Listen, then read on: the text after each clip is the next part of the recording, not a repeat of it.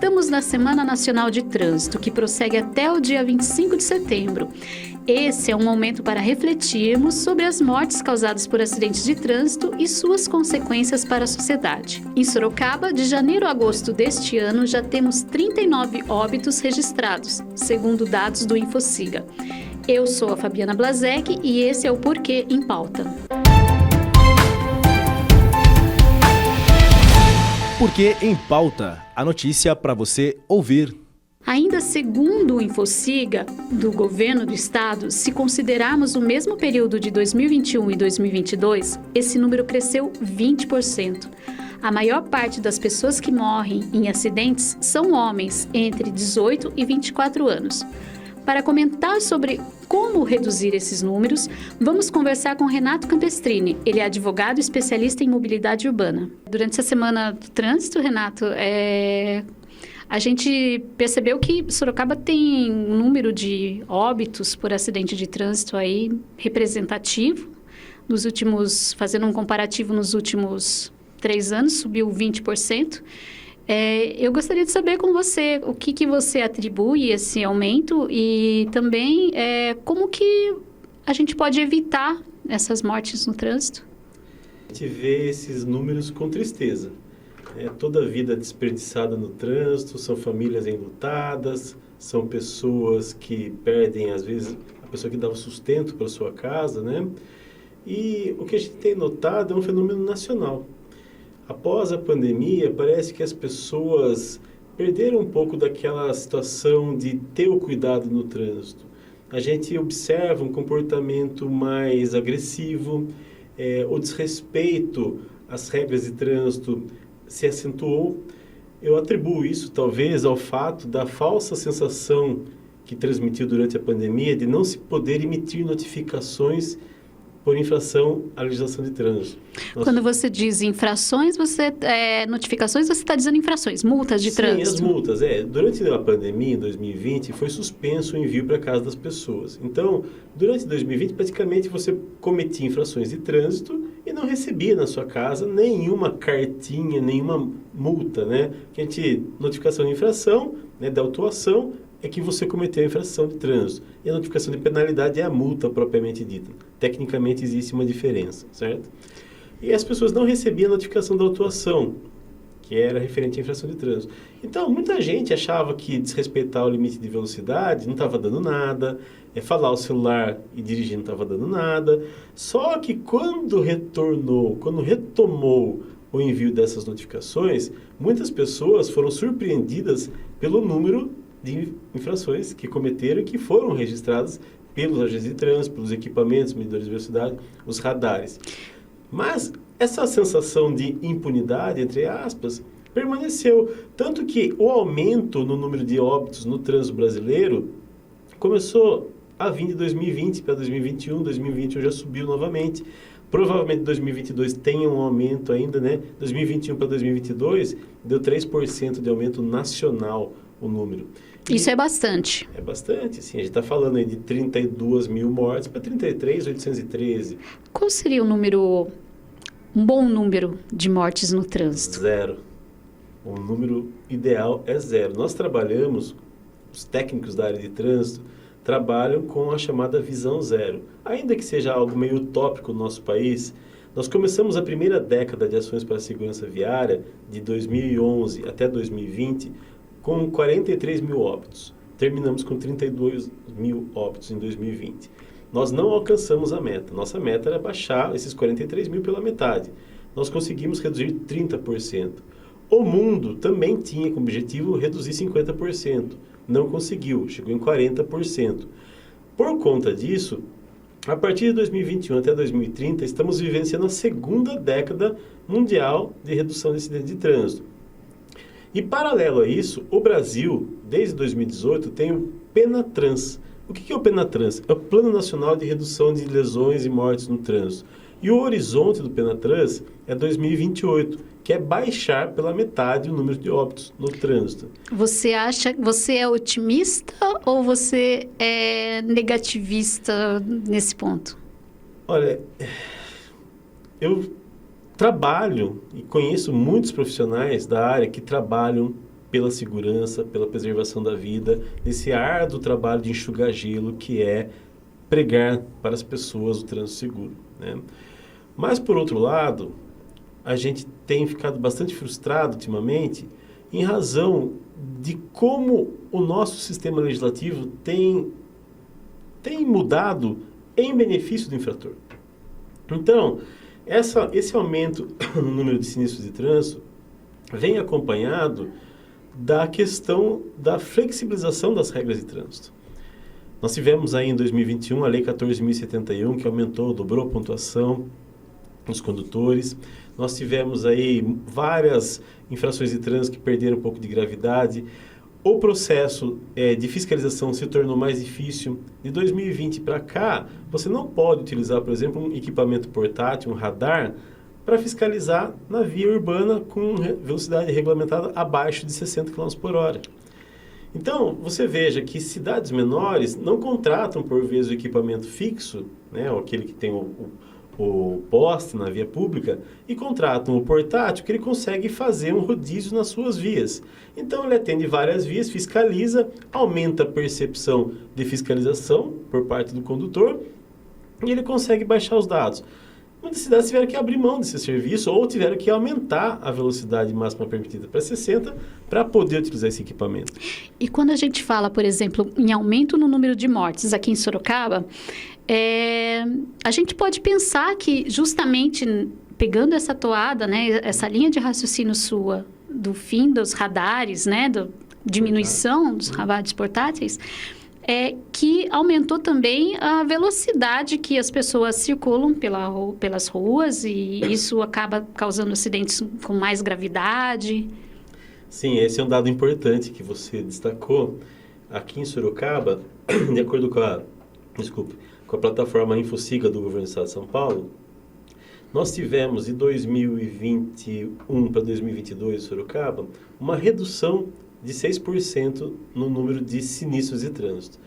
Por outro lado, tivemos 17% de aumento no número de óbitos, de 41 pulou para 48.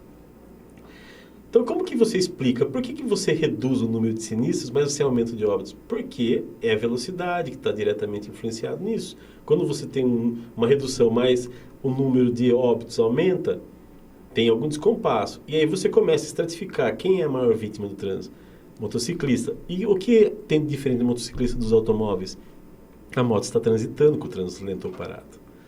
Enquanto você tem as vias completas, repletas de veículos, nós não temos congestionamentos em Sorocaba, nós temos lentidão, que chega num horário, fica até mais fluido o trânsito. Mas hoje já não tem mais aqueles períodos que você encontrava vias vazias na cidade. De domingo a domingo tem movimento nas vias. Ainda não temos o congestionamento, propriamente dito. Mas as motos, independentemente do momento, elas transitam. Eu sou motociclista praticante. E a minha maior dificuldade no trânsito da cidade hoje são os outros motociclistas. Porque eles querem passar a qualquer custo, eles não entendem que você tem que transitar numa velocidade baixa quando você está no corredor. Você observa nas avenidas, na hora que abre o semáforo, que parece uma largada de corrida de moto velocidade. O desespero, não sei por que chegar em algum lugar, uma linha de chegada imaginária. Né? Talvez até o próximo semáforo, porque você sai no semáforo e para no próximo.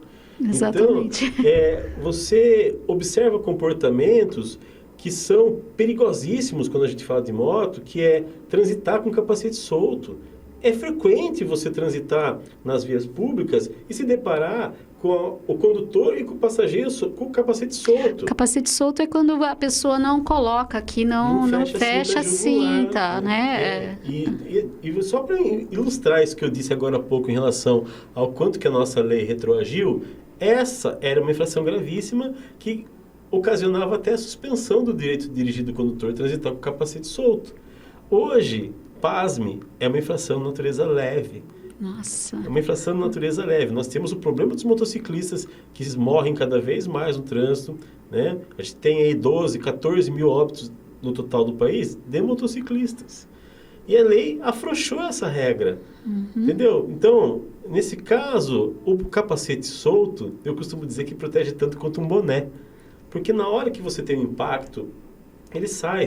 Quem tiver dúvida, entra em qualquer site de vídeos na internet e digita lá acidente com moto e você vai ver que o capacete é o primeiro item que voa junto com o sapato. Por que será que as pessoas não têm essa consciência da fragilidade, né? A fragilidade delas, seja dentro de um automóvel, seja dentro de um ônibus, um caminhão e principalmente de uma motocicleta. O que interfere na pessoa perceber que ela é frágil? É a situação de onipotência, né? O brasileiro tem muito disso no trânsito. Ele acha que a tragédia, que a coisa ruim no trânsito acontece com outras pessoas. Que ele é um bom condutor, que ele tem habilidade no volante que se sobrepõe a qualquer outra pessoa.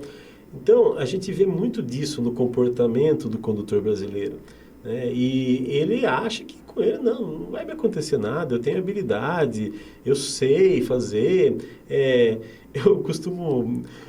Eu meço isso quando a gente vê um carro com pneus novos na frente, no eixo dianteiro, e gastos na traseira. Pela lógica, pela regra, né, de segurança, o pneu em bom estado tem que estar sempre no eixo traseiro, porque você perde o controle do veículo, você não tem como voltar. Agora, quando é no eixo dianteiro, você sente que o carro está deslizando, você reduz a velocidade, você se precaver. Não, se o carro sair, eu consigo, eu tenho habilidade, não, porque eu entendo disso, eu sei como proceder. Então, são situações assim que o brasileiro, o condutor brasileiro como um todo, ele acha que nada acontece com ele. Então, é isso que a gente reflete nesses dados de sinistros de trânsito gravíssimos. Quando você pega aí, ultimamente, temos acontecido muitos acidentes gravíssimos nas rodovias do país, envolvendo veículos de grande porte. Ontem eu vi um engavetamento com 5 carretas. Eu fiquei impressionado. Uau. Porque parece que a carreta que ocasionou o sinistro, ou o condutor teve um mal súbito, ou ele dormiu, ou ele estava olhando para a tela do celular. Porque não há menção de que aquele veículo reduziu a velocidade. Ele bateu e foi bater nos demais. Né? Então, e também da mesma forma, eu vejo motociclista transitando numa rodovia como a Castelo Branco, como imigrantes, que eu fui outro dia para o litoral, a 100 km por hora, manuseando um celular e com o capacete solto. E qual é o segredo, na sua opinião? Você tem muitos anos já de experiência no trânsito, mobilidade urbana.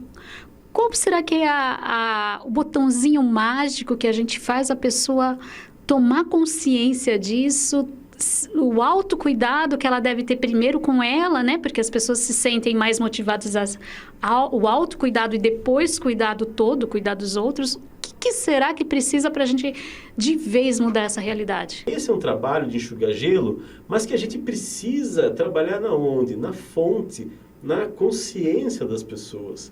Que elas passem a entender que o sinistro de trânsito, os efeitos nocivos dele são sentidos na saúde pública. Muita gente que nos ouve, que lê nossas entrevistas, fala, pô, mas isso sim, precisa ser falado, porque as pessoas se esquecem disso. Elas pensam em trânsito, quando você faz uma perguntinha, coloca uma enquete, o que lembra trânsito? A multa, o trânsito parado, o congestionamento. Ele não lembra que o sinistro de trânsito gera problema na saúde pública. Inclusive com ocupação de leitos do SUS, né? 60% dos leitos hospitalares, 50% dos centros cirúrgicos são destinados a atender as vítimas do trânsito brasileiro. Então, é um número muito alto, muito elevado. E quando a gente pega de motociclista, então, a quantidade é gigantesca. 70% quase são esse público. Então, a gente precisa trabalhar na consciência. E qual que seria o caminho para isso? O código lá, ele cita que você tem que ter educação para o trânsito nas escolas. É um caminho para a gente formar, não futuros condutores. Aí que está o pulo do gato. Né? Tem um grande amigo nosso que falava, aí que está o gol. Né? Então, o pulo do gato seria o quê? Você trabalhar a educação para o trânsito, que a pessoa venha como cidadão, ciente dos seus direitos e das suas obrigações enquanto usuário da via pública. Então, eu, como usuário da via pública, vou ver a calçada, se ela não estiver de acordo, eu vou solicitar às autoridades que procedam a uma notificação para o proprietário daquele imóvel que faça adequações. Vai reclamar, porque é um direito seu ter uma calçada boa para caminhar. Uma calçada, né? E você sabe, Fabiana, as quedas de pedestres, os acidentes com pedestres nas calçadas, o pedestre em si não contabiliza como sinistro de trânsito, como acidente. Deveria, né? Deveria. E cada queda, cada tropeção custa para o poder público em média R$2.000 a R$3.000. Se a pessoa cai, se machuca. Então, você tem um custo ali mais ou menos integrado nisso daí. Custo de hospital, custo de atendimento, a pessoa fica sem trabalhar. Sim, então a gente precisa de ter esse movimento de, em algum momento, conseguir colocar a educação para o trânsito nas escolas de forma efetiva. Né? Hoje, nesse encontro que eu tive na palestra que eu realizei, os educadores todos se mostraram dispostos a trabalhar esse tema, porque eles sentem na pele, na cidade deles, a dificuldade que o trânsito causa, e eles falam que se assustam com o comportamento de alguns condutores que já estão nas vias em relação à animosidade de um carro que entra na frente, ou então ele quer entrar em de qualquer jeito naquele lugar que não pode, que tem placa proibindo, mas ele quer deixar ali dentro. Então, você veja, são pais que mostram para os filhos um comportamento irregular. E criança vê, criança faz. Criança é movida pelo bom exemplo, né? Ou não, pelo mau exemplo. Então, se a gente, eu tenho reticência com relação à questão de a criança chamar a atenção do adulto no trânsito. Eu acho que a gente tem que trabalhar a educação para o trânsito, que a criança cresça com a sensação de que o trânsito é um local perigoso, que merece de atenção, que tem que ter atenção, respeitar as regras. Então, eu entendo que tem que ser assim. Mas também não vejo nada de mal se uma criança venha, de repente, chamar a atenção de um pai que está conduzindo, manuseando o celular. E eu tive uma experiência com uma sobrinha, que ela cresceu a gente ensinando, falando sobre trânsito, ensinava para ela. A gente saía passear de carro, dava código de trânsito para a criança, para ela ficar lendo enquanto a gente... E essa criança, hoje está com seus 13 anos, ela entra no carro, coloca o cinto de segurança, ela tem a consciência do perigo do celular, porque veio ali moldada de exemplo de como que era, mostrando os riscos. Perguntava, tinha dúvida, ainda na época eu falava, olha, você somente peguei o celular para dirigir, depois você conta para o Pra gente, Ela, minha mãe falou, fez isso aí, ela disse que não vai mais me levar a passear com ela, tal, por causa dela. Ela falava para mim, falou, não faz isso, não pode dirigir desse jeito. Era um pequeno agente de trânsito dentro do carro. Sim, mas ela cresceu, essa criança cresceu com uma consciência do que é o certo, tanto que usa o cinto de segurança, usava cadeirinha, nunca reclamou de utilizar esses dispositivos de retenção. Então, é um trabalho que tem que ser feito para as futuras gerações, certo? Mas assim, daí a gente fala, mas a futura geração não está interessada no carro. Não, ela voltou a ter interesse. Por conta da pandemia, o interesse pelo modo de transporte individual, pelo carro, pela moto, voltou a acontecer. Né? A gente estava indo para um lado dos veículos de aplicativo, a gente estava indo para o lado do transporte coletivo, mas em todas as cidades, o que se sente hoje é que a demanda de passageiros não chegou no 100% que existia antes da pandemia. Está tudo na casa de 80%, 75% da demanda. Tem muita gente migrando para os carros. Eu conheço muitas pessoas que são habilitadas em motocicletas, que nunca conduziram e por conta da pandemia e por conta dos custos dos combustíveis que ficaram altos demais, passaram a transitar de motocicleta, a andar de moto. Né? E fala, nossa, mas é perigoso, não sei o quê, mas eu vou me arriscar. A pessoa já sabe, eu vou me arriscar. Então, a gente tem assim, para aquelas pessoas que são as crianças, você tem que trabalhar a formação delas como cidadãos que entendem dos seus direitos no trânsito, e para as pessoas que já estão nas vias públicas, também trabalhar a educação, mas aí com o complemento da fiscalização. É muito importante que se fiscalize. Teve um caso de uma cidade que trabalhou a questão do pedestre. E foi extremamente... O case deles foi apresentado em um fórum de secretários, né? E foi assim fantástico. Porque depois a gente acompanhou o trabalho o resultado. Então, tudo começou da seguinte forma. Vamos desenvolver uma ação para os pedestres. Fechou. Vamos chamar os personagens. As associações de pedestres, os moradores, a imprensa. Envolveu toda a sociedade. Envolveu toda a sociedade e falaram, olha, nós vamos trabalhar a questão do pedestre. A cada 15 dias vamos nos reunir. Vocês tragam as demandas das regiões de vocês e vamos trabalhar para resolver. E assim foi por um período de 2, 3 meses. Posteriormente a isso, começou a campanha educativa nas ruas. Em um período de 6 meses, eles deram tratamento para aquelas situações que a sociedade e a imprensa trazia.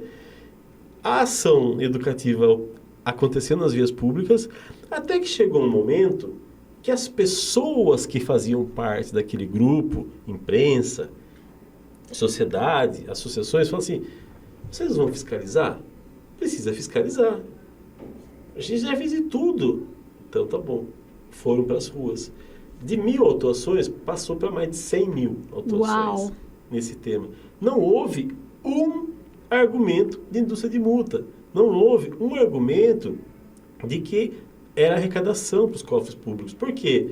Envolveu todo mundo e as pessoas sentiram na pele o que é o trânsito. Você desenvolve ação, você educa ação, e as pessoas que continuam desrespeitando, a informação está em qualquer lugar.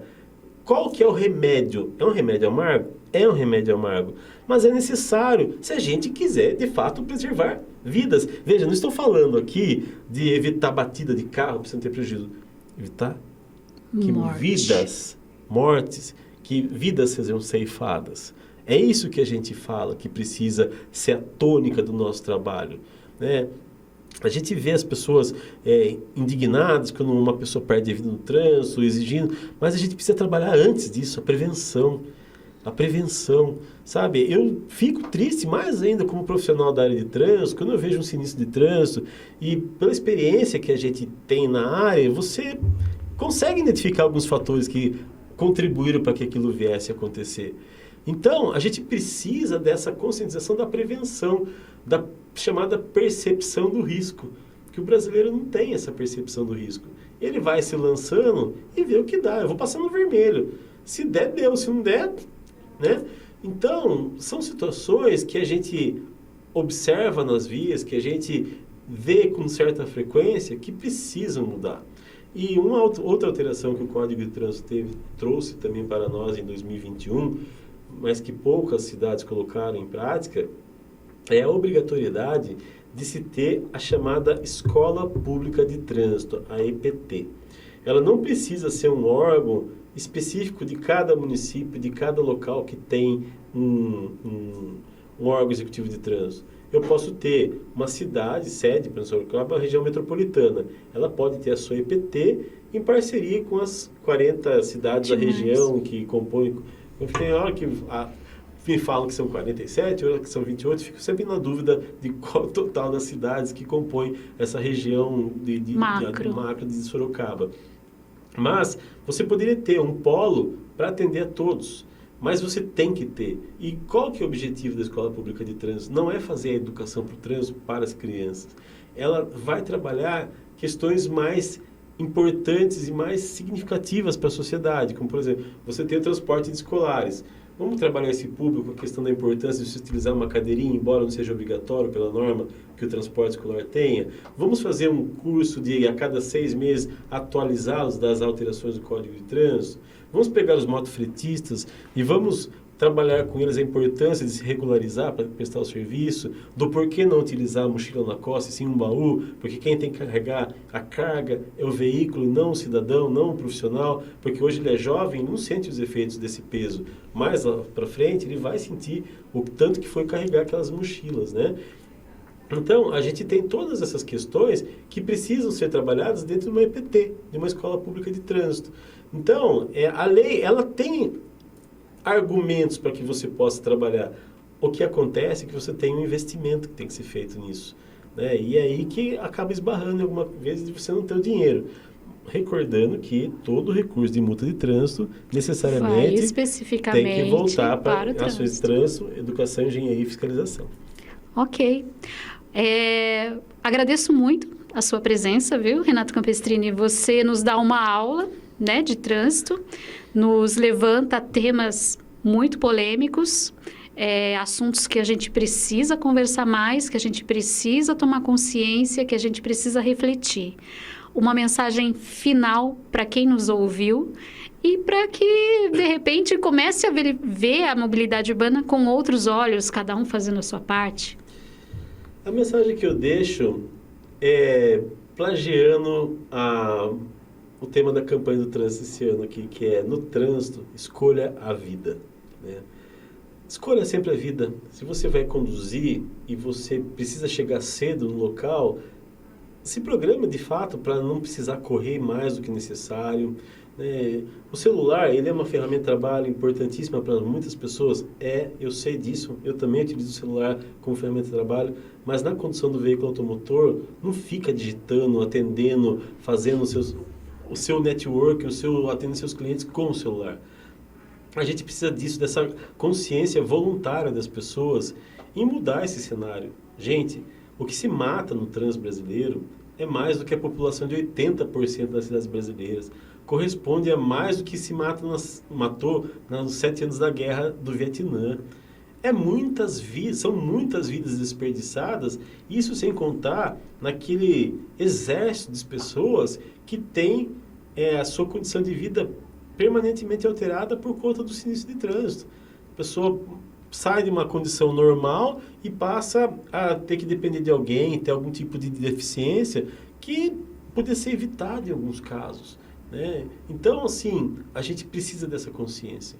E eu peço que as pessoas coloquem a mão, de fato, na consciência e se juntem a nós. E um outro recado: não vejam os agentes de trânsito, os agentes da autoridade de trânsito, que são distintos. O agente de trânsito é quem é do próprio órgão. Agentes da autoridade de trânsito são aqueles que são por convênio, como inimigos dos condutores. Eles estão nas vias públicas para quê? Para auxiliar na preservação da vida. A multa de trânsito é um puxão de orelha que você leva, porque todo sinistro de trânsito, todo acidente, inevitavelmente tem como causa uma infração que deu errado. Então, o agente de trânsito, quando ele te autua, ele está ajudando você a se conscientizar e não voltar a incorrer naquele erro, que pode ser muito grave. Se você pega a relação das principais infrações de trânsito registradas em qualquer cidade, a maior parte delas diz respeito à velocidade, diz respeito ao celular, diz respeito a comportamento e não infrações de mera natureza administrativa. Então, a gente precisa dessa mudança. Então, no trânsito, escolha a vida por você, pelos seus familiares, seus amigos, pela sociedade brasileira. Bom, agora eu vou conversar com o Wellington César Gonzaga.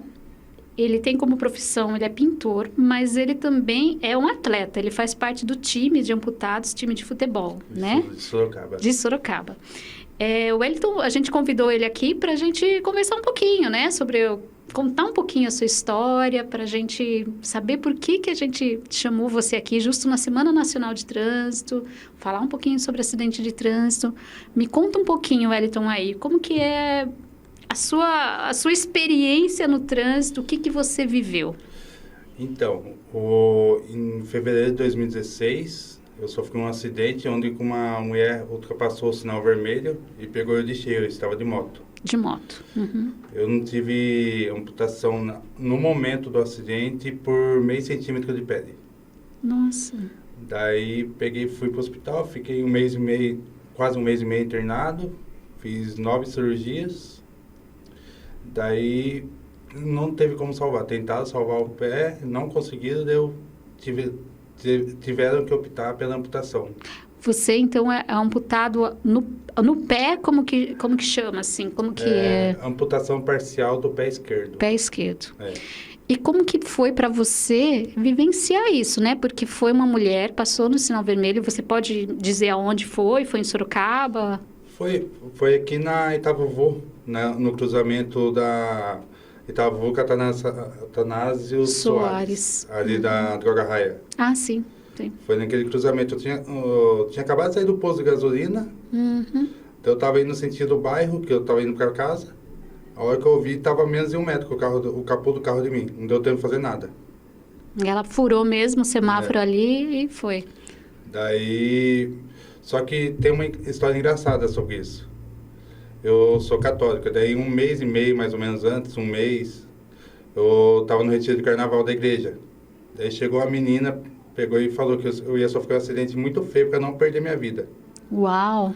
Daí eu peguei, na hora eu peguei e falei, essa menina tá Viajou. blefando, tá brincando, não sei. Só que daí eu peguei e passei o resto da tarde de conversar com essa menina. Que coisa. Daí passou um mês e 13 dias, certinho, do que ela falou. Daí eu sofri acidente. Que coisa. Daí, nesse meio tempo que nós ficou conversando, ela falou a igreja que ela ia, o grupo de jovens que ela ia. Daí peguei, sofri um acidente, fui pro hospital, fiquei um mês e meio internado. Daí eu fiquei mais um mês e pouquinho em casa, sem sair pra canto nenhum. Daí depois que eu comecei a sair, eu peguei, fui 3 sábados seguidos no grupo de jovens que ela ia. E não via essa menina, não via. Daí cheguei pro coordenador, peguei e falei, viu, a menina assim, assada, ela não tá vindo mais no grupo? Ele pegou, olhou, não conheço nenhuma menina desse jeito. Uau. Daí eu peguei e falei, não, você tá zoando com a minha cara. Comecei a perguntar pra todo mundo do grupo, ninguém conhecia a menina. Depois desse dia eu não consigo me lembrar mais do rosto da menina. Que coisa. Que história, hein? Eu acho que você teve aí né, um aviso, né? Na verdade foi Os um anjos, livramento. é um livramento. Exato. Por causa que eu morava no Laranjeiras e trabalhava na Aparecidinha na época. De moto eu fazia em 7 minutos. Uau, você ia correndo. Muito rápido, muito. Daí, depois do acidente, eu ando de moto ainda, só que muito devagar. Sua cabeça mudou, então. Mudou naquele dia que você... Como se você tivesse tido uma segunda chance mesmo, Sim. né? Ainda que você teve um acidente grave, né? Que te lesionou, né? Pro resto da vida. Pro resto da vida. É. Mas, ó, não tenho o que falar, que reclamar, não. Eu sou muito feliz hoje em dia. Por causa que eu conheci o time de amputados, né? Legal. Que, pra mim, sim, foi a maior vitória, que me ajudou muito na parte de depressão, tudo. E eu gosto tanto do time que eu cheguei até a pedir a conta de um serviço para eu poder jogar. Ah, é? Ah, legal. Para se dedicar, né? Ao Totalmente. Time. E conta um pouquinho, Wellington. Você me falou que você perdeu um amigo, né? Como foi essa experiência? Me conta um pouquinho sobre isso. Então, foi um momento assim meio que chocante. Foi depois do seu acidente, né? Foi bem depois. Foi, quer ver? 7 anos depois. Uau. Uhum. Eu conheci ele numa outra empresa que mexia consertava TV, eletrodoméstico, tudo em geral. Daí ele saiu, daí depois de um tempo eu saí também. Só que não aconteceu com a amizade, tanto que ele até chegou a ir no meu casamento, tudo. Legal. Daí nós sempre conversando, daí eu peguei e saí da empresa também e fui trabalhar de motoboy, numa empresa de motoboy. Daí eu conversando com ele, ele falou que precisava de serviço.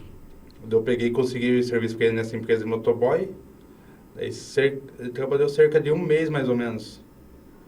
Daí ele indo fazer uma entrega no Cajuru, ali esqueci o nome da rodovia agora. Ah, Celso Charuri, né? Ali. Dizem que foi uma ultrapassagem mal sucedida, só que ninguém sabe exato o que foi. Ele bateu na traseira de um caminhão. Uhum, sim. Daí, ele não morreu no momento, mas morreu no caminho para o hospital. E eu meio que me sinto culpado desse acidente, porque fui eu que arrumei o serviço para ele. Mas daí, no caso, assim, acho que foi 3 dias depois que ele sofreu o acidente, né, voltou a trabalhar, que estava de luta a empresa. Eu pedi para sair fora, que eu não consegui trabalhar mais. Não consegui mais. Ele era uma pessoa jovem ainda. Ele tinha 32 anos. Sim. Tinha família? Ele tinha esposa e tinha uma criança, uma menina de 5 anos que era louca por ele. Uhum. Você ainda tem contato com a família dele? Você teve contato em algum momento? Eu tenho contato pelo Instagram com a esposa, com a viúva dele, né? A esposa dele. Uhum. Mas assim, de conversar, não. Não. Mas Sim. só assim de fotos, essas coisas assim, não fica vendo as coisas do outro. Então você usava a motocicleta, usa ainda, mudou a sua mente, né? A sua forma de conduzir uma motocicleta, né? E daí também tem essa experiência triste, né? Que você conta, né? Perder um amigo, um colega de trabalho, né? Sim. O que fica, Wellington, de lição com tudo isso? O que a gente poderia falar para as pessoas que hoje estão no trânsito e principalmente aqueles motociclistas? Porque quando a gente vai ver os números, né? A gente vê os números das pessoas que mais são vítimas de trânsito são os motociclistas. O que fica? Qual seria a mensagem que você poderia passar para essas pessoas? Principalmente sempre os motociclistas. Dirigir com mais cautela. Que todo dia tem acidente de moto, né? E a maioria das pessoas não respeita motos. Carro, ônibus. Esses dias eu estava passando aqui no centro de Sorocaba, eu estava descendo, o ônibus da circular viu ela para para ele pegou ele fechou fez eu subir em cima da calçada e ele não parou. Então, dirigir com a máxima cautela possível. Uhum. Eu acho que é importante a gente, de repente, dizer, Wellington, por exemplo, que existe uma pessoa, né, na motocicleta. São pessoas, né? O trânsito é feito de gente, de pessoas. E eu acho, assim, que quando a gente fala de moto, de carro, seja o que for, as pessoas esquecem e parece que só enxergam a máquina, né? Então, quando você fala que houve esse desrespeito, né? Não deu preferência para você, a preferência era sua, né? Parece que as pessoas esquecem. Então, o que a gente poderia dizer, viu? Aqui tem uma pessoa, aqui tem um pai de família, aqui tem um irmão, um filho. Que nem assim, hoje em dia eu participo de vários grupos de motoboy. Eu vejo várias ações para ter mais respeito com os pilotos de moto, né?